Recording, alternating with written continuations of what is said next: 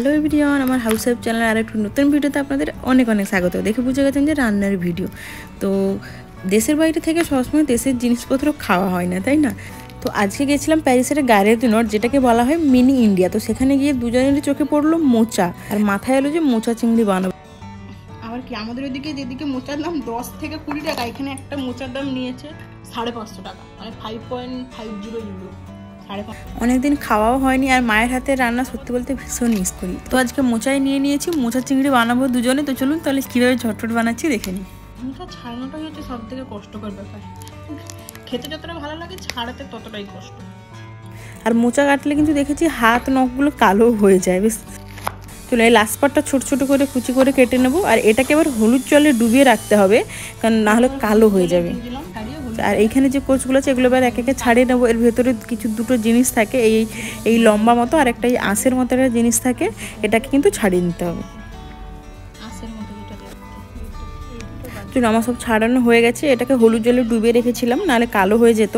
এবার এটাকে ছোট ছোট কুচি কুচি করে কেটে নেব। কেটে লবণ জলে আবার ভিজিয়ে রাখতে হবে 15 থেকে 20 মিনিটের মতো। এর একটা কষ থাকে, সেই কষটা যাতে বেরিয়ে যায়, নাহলে তেতো লাগবে। এই দেখুন নিচে হালকা হালকা বেরিয়ে গেছে, কালো কালো লাগছে নিচটা। আর তখন ওটা ভেজানো থাকে। এদিকে আমি চিংড়ি মাছটা ছোট ছোট করে কেটে নেবো। এখানে তো ছোট চিংড়ি পাওয়া যায় না খুব একটা, তো কমই পাওয়া যায়, আমি দেখিনি। তো আর বড় চিংড়িগুলোই নিয়ে এসেছি, এগুলোকে ছোট ছোট কুচি করে কেটে নেবো। কালোগুলো কিন্তু অবশ্যই বাদ দিতে হবে। চলুন চিংড়ি মাছটা আমার ছাড়ানো হয়ে গেছে। এদিকে এবার পেঁয়াজটা কুচিয়ে নিই, আর আলুটাও আমি ভালো করে ছাড়িয়ে ছোট ছোট করে কেটে নিয়েছি। এদিকে এবার কড়াইতে জলও বসিয়ে দিয়েছি। বসিয়ে এবার মোচাটাকে সিদ্ধ করতে বসাবো। তো পরিমাণ মতো দিলাম লবণ আর হলুদ। এই লবণ হলুদ জলে মোচাটাকে এবার সিদ্ধ করতে দেবো। ভালো করে একদম সিদ্ধ করব, কষটা পুরোপুরি বেরিয়ে যায়। মাছটাও ভেজে রেখেছিলাম, তো সেই ভিডিওটা দেখানো হয়নি। ও চিংড়ি মাছটা ভাজার পরে ওই একই তেলে কিছুটা আমি ওই গোটা মশলা দিয়েছিলাম, ওই গোলমরিচ, একটু লবঙ্গ, আর ফোড়নের জন্য কাঁচা লঙ্কা আর কালো জিরে দিয়েছিলাম। দিয়ে একটু ভাজা ভাজা হয়ে গেলে এবার কুচিয়ে রাখা পেঁয়াজটা এর মধ্যে দিয়ে দেবো। আর আমি এখানে গুঁড়ো লঙ্কা ব্যবহার করব না, সেই জন্য আমি কাঁচা লঙ্কা আর যে শুকনো লঙ্কা ওটাকে পেস্ট করে রেখেছিলাম। পেঁয়াজটা ভাজা ভাজা হয়ে গেলে এবার লঙ্কা পেস্টটা দিয়ে দেবো, আর দেবো সাথে আদা রসুন পেস্ট।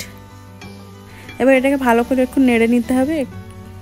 নাড়াচাড়া হয়ে গেলে এবার কিছু গুঁড়ো মশলা দেবো, হলুদ গুঁড়ো, ধনে গুঁড়ো, গরম মশলার গুঁড়ো, জিরা গুঁড়ো, এগুলো একটু দিয়ে এবার আমি কুচি রেখে আলুটাও নেড়ে রেখেছিলাম। নেড়ে এবার টমেটোটা এর মধ্যে দিয়ে দেবো, টমেটো কুচিটা একসাথে এবার ভালো করে হালকা নেড়ে একটু ঢাকা দিয়ে দেবো, যাতে মশলাটা ভালোভাবে কষা হয়ে যায়, আলুটা একটু হালকা সিদ্ধ হয়ে আসে। তো এরপরে যে সিদ্ধ করে রাখা মোচাটা ছিল সেটা এবার এর মধ্যে দিয়ে দেবো। চলুন তাহলে এবার এটা আস্তে আস্তে হোক, ঢাকা দিয়ে দিয়ে আস্তে আস্তে সেদ্ধ হোক, মশলাটা ভালোভাবে মোচার মধ্যে ঢুকে যাক।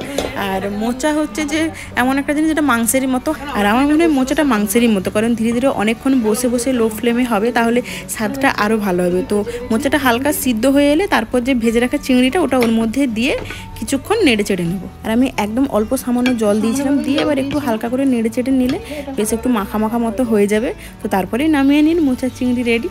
আপনারা কিন্তু অবশ্যই এরকম ট্রাই করবেন আর আমাকে কমেন্টে জানাবেন। আর যদিও আমার এটা প্রথমবার মোচার চিংড়ি রান্না, কিন্তু সত্যি বলতে দেখতে যেমন ভালোই ছিল, আমার তো খেতে ভালোই লেগেছিল। তো আপনারাও কমেন্টে জানাবেন যে কেমন হয়েছে। তাহলে দেখা হচ্ছে আবারও কোনো নতুন ভিডিও নিয়ে আমার হাউস ওয়াইফ চ্যানেলে। টাটা।